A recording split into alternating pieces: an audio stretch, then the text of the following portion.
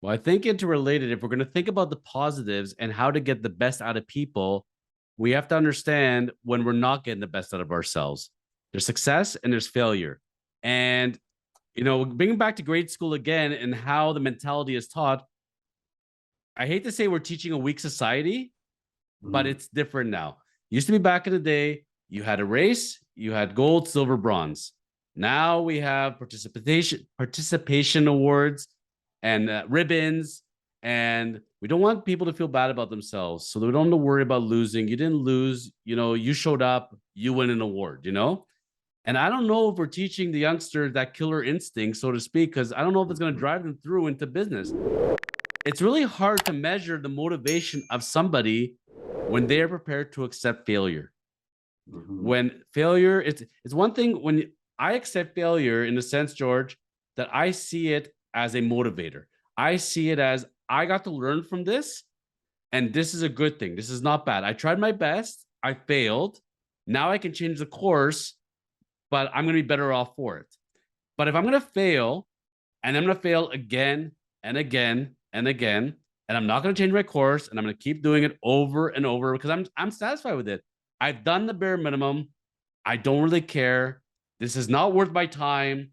It's too hard. It's outside of my skill sets. I'm not getting paid enough. I could care less. It's not my business. I'm good with failure. Too bad it's on somebody else. It's their fault. It's their fault. It's my fault. Not really. You know, how can you get motivated if you're accepting failure as a lifestyle? I don't think you can. I don't think you can. I think they're contradictory. And right at the outset, you talked about kind of, let's say, two camps or two places where people land, success and failure. I think the reason why people land in the failure camp is because too often it's seen as two different things, but they're actually not. They should be in the same camp because failure is what pushes you forward. Or like Les Brown says, or maybe it wasn't Les Brown, but anyway, very famous quote, fall forward. If I'm going to fall forward. If I'm going to fail forward.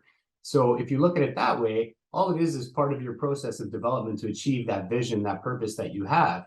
And actually, and this is Jocko Willink, I'm sure of it. He said, there is no failure other than death, because that's the only time you truly fail because you have no other opportunities to try to make it happen.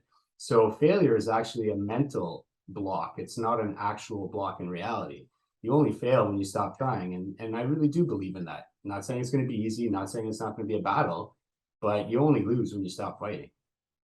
And that's one of the things, I'll tell you about. I think we've talked about this before, maybe very briefly, but I had a job out in college, university, and I was working a parking lot as an attendant. Okay, and my job was to sign the people in, sign them out as they're coming in and out every day.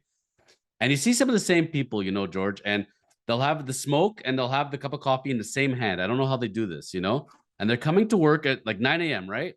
Drinking the coffee, having the smoke, and just the defeated look in their eyes. It's not even 9 a.m. and they're already defeated. And when they're leaving the office, the same defeated look.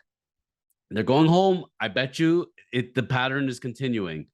And that's where, we all have a bad day. It's fine. We shrug it off. We say, tomorrow's gonna be better. I'll go to bed now. Maybe we have a bad week. Maybe we have a bad month.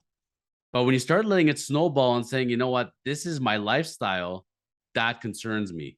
And the Mm. point you just hit on there, exact, when you're saying, well, I'm giving up, and there's a variety of reasons why people give up. They say, you know what, it's too late for me to go back to school. I don't like my career. I don't like my relationship. I'm too old. It's too past my time. I agree with you in the sense that until you're dead, it's never too late. I've seen people take career changes in their 50s, go back to university.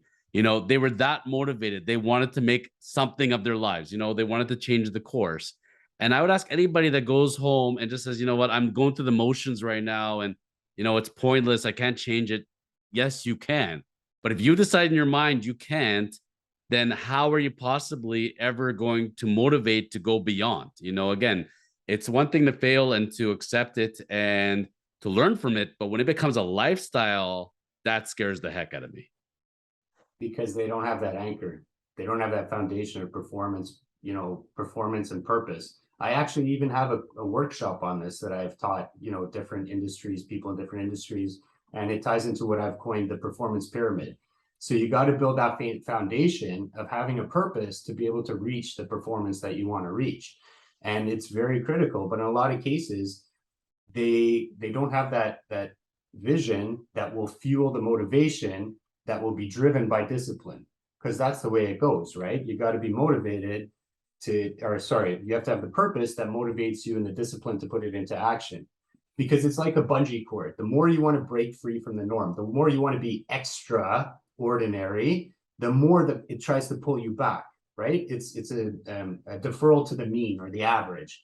And so it's hard work to try to break free from the pack, and if you don't have something driving your motivation and the discipline to do the hard work, it's not going to happen. It's way easier to get that instant gratification of the cigarette, bad for your health long term, the coffee shot because you didn't sleep on time when you knew you were supposed to, and all the other things, instead of waking up early, getting it done, showing up, putting in extra at work, so that 3 months from now, a year from now, you get promoted. And eventually you go from, just taking the orders at the parking lot and checking people in to managing multiple operations. But you don't get there without those 3 pieces. Well, I did not know you were giving seminars on it. That's fantastic. And I would ask you, if you give us an example, if somebody was in the crowd right now and said to you, like, I want to break through, I want to be free of this life of failure and I want to make something of myself, where would you point them? Like, how does it begin? It's you can't see it, unfortunately, but you got to start. We got the performance pyramid. Okay.